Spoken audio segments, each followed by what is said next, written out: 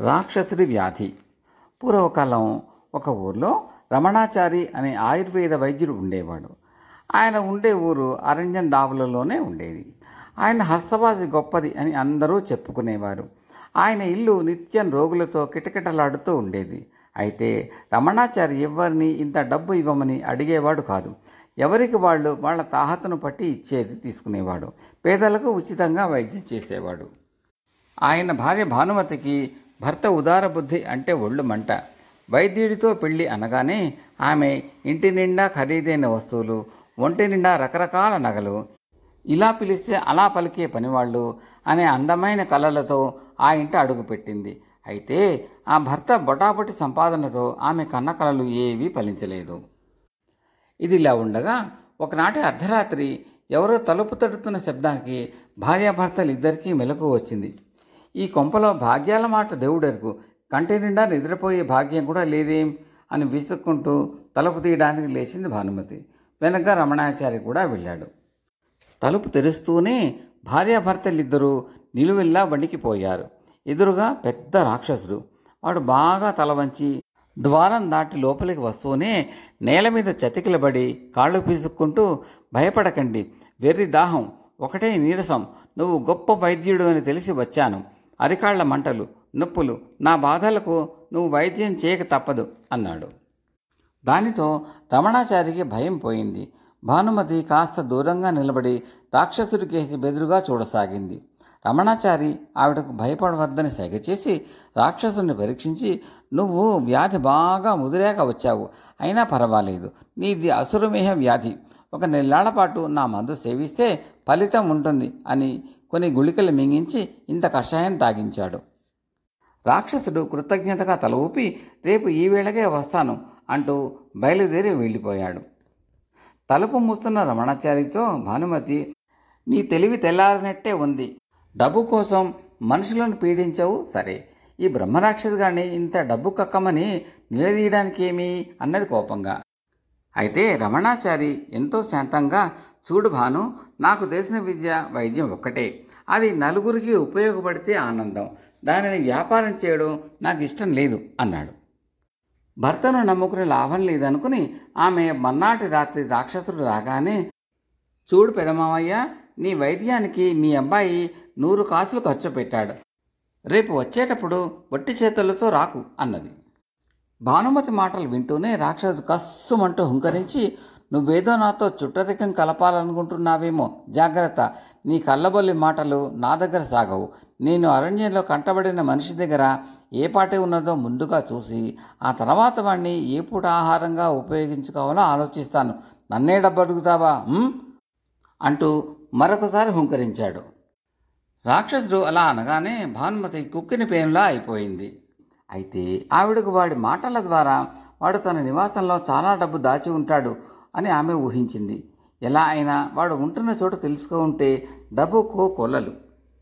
భానుమతి ఇలా ఆలోచించి 4 రోజుల తర్వాత ఒక సాయంత్రం భర్తకు తన పుట్టింటికి వెళ్ళి వస్తానని చెప్పి ఊరి బయట పాడుపడిన సత్రం స్తంభం చాటున నక్కి కూర్చున్నది. ఆనాటి అర్ధరాత్రి రాక్షసుడు వైద్యం చేయించుకుని తిరిగి వెళ్తూ ఉండగా ఆమె వాణ్ణి అనుసరించిపోయి వాడు ఉన్న స్థావరం అరణ్యంలోని ఒక ఊడల మర్రి పక్కన గుహ అని తెలుసుకున్నది. ధనపిశాచి ఆవహించిన భానుమతి మర్నాటి పగలంతా అరణ్యంలో అక్కడా ఇక్కడా తిరిగి అర్ధరాత్రి వేళ రాక్షసుడు వైద్యం కోసమని గుహ వదిలిపోగానే భయపడుతూనే గుహలోకి వెళ్ళింది. అక్కడ గుహలో ఒక మూలగా 2 పెద్ద తోలు సంచులు కనిపించాయి. వాటి మూతులు విప్పి చూసిన భానుమతికి ఒక సంచిలో నగలు, 2వ సంచిలో కళ్ళు మిరుమిట్లు గొలిపే బంగారు కాసులు కనిపించాయి. ఆమె ఎక్కడ లేని ఆనందంతో సంచులను భుజానికి తగిలించుకుని ఇల్లు చేరేసరికి తెల్లవారు వస్తున్నది. ఆ సమయంలో రమణాచారి పెరట్లో ఉన్న బావి దగ్గర స్నానం చేస్తున్నాడు.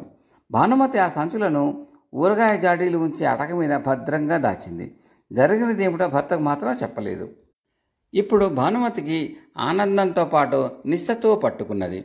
ముందు రోజు రాత్రంతా ఆమె అరణ్యంలో తిరగడంతో ఆమెకు కాళ్ళ నొప్పులు, కళ్ళు బైర్లు కమ్ముతున్నట్టు బాధ. ఆ స్థితిలో ఆమె మంచం మీద పడుకుని చిన్నగా మూలగసాగింది. స్నానం ముగించి వచ్చిన రమణాచారి ఎప్పుడొచ్చావు అంటూ ఆమెని తాకి చూసి, జ్వరం, ఒళ్ళు కాలిపోతున్నది, వంట పని నేను చూస్తాను, నువ్వు విశ్రాంతి తీసుకో అంటూ ఆమె చేత ఏవో మాత్రలు మింగించాడు. ఆ రోజంతా ఒళ్ళు తెలియని మగత నిద్రలో ఉండిపోయింది భానుమతి.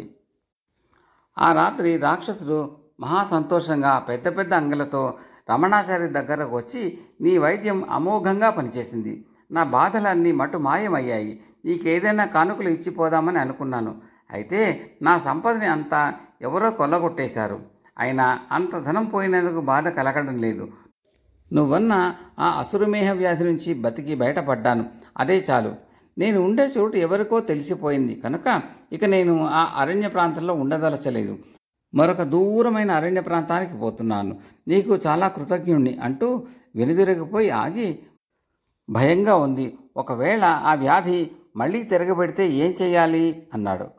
ఆ ప్రశ్నకు రమణాచారి నవ్వి, కాస్త ఓపిక తెచ్చుకుని మరొకసారి నా దగ్గరకు రావడమే అన్నాడు. రాక్షసుడు తల ఆడించి వెళ్ళిన మరుక్షణం పక్క గదిలోంచి భానుమతి భర్తను పెద్దగా కేకపెట్టి పిలిచి, మీకు ఇంతవరకు చెప్పలేదు, నాకు విపరీతమైన దాహం అవుతున్నది, అరికాళ్ళు మంటలు, నొప్పులు, తగని నీరసం అంటూ బాధతో కళ్ళ నీళ్లు పెట్టుకున్నది. రమణాచారి ఆమెను పరీక్ష చేసి, నీలో ఆ రాక్షసుడి వ్యాధి లక్షణాలే కనబడుతున్నవి, విడ్డూరంగా ఉంది అన్నాడు ఆశ్చర్యపోతూ.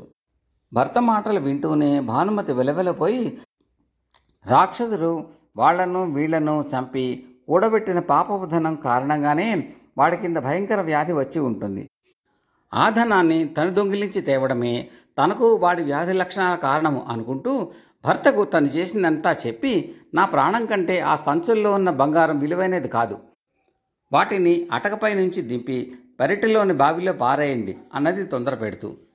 రమణాచారి అటక మీద నుంచి సంచులు దింపి వాటిలో ఉన్న బంగారాన్ని చూసి అబ్బురపడుతూ, భాను, ధనం పవిత్రమైనది, దాన్ని దాచిపెట్టి దుష్ట ప్రయోజనాలకు ఉపయోగించేవాడే అపవిత్రుడు, ఇంత ధనాన్ని మనం బావిలో పారవేయని అవసరం లేదు, మన గ్రామాధికారి చాలా ధర్మాత్ముడు, దీన్ని మనం ఆయనకు ఇస్తే 10 మందికి మేలు జరిగే పనులకు ఆయన ఉపయోగించగలడు, ఏమంటావు అన్నాడు. అలాగే చేయండి, ఒళ్ళు నొప్పులతో ప్రాణం పోతున్నట్టున్నది అన్నది భానుమతి నీరసించిన గొంతుకతో. అప్పుడు రమణాచారి భార్య నాడి పరీక్షించి, ఈ సోకిన వ్యాధి గురించి భయపడకు, ఆ రాక్షసుడికి ఇచ్చిన కషాయం లాంటిదే నీకు ఇస్తాను, తెల్లవారేసరికి ఎప్పటిలా ఇంటి పనులు చేసుకోగలవు అంటూ భానుమతి వీపు తట్టి ధైర్యం చెప్పి కషాయం తయారు చేసి ఇచ్చాడు. 2 రోజుల్లో భానుమతి పూర్తిగా మామూలు మనిషి అయింది. కథ సమాప్తం. కథను విన్న శ్రోతలకు మనవి, మీకు ఈ కథ నచ్చితే లైక్ చేయండి, బంధుమిత్రులతో షేర్ చేయండి, ఇప్పటి వరకు సబ్స్క్రైబ్ చేయకపోతే సబ్స్క్రైబ్ చేయండి, అదేవిధంగా బెల్ ఐకాన్ కూడా నొక్కడం మర్చిపోకండి. మీ సూచనలు, సలహాలు కామెంట్స్లో తెలపండి. Thank you.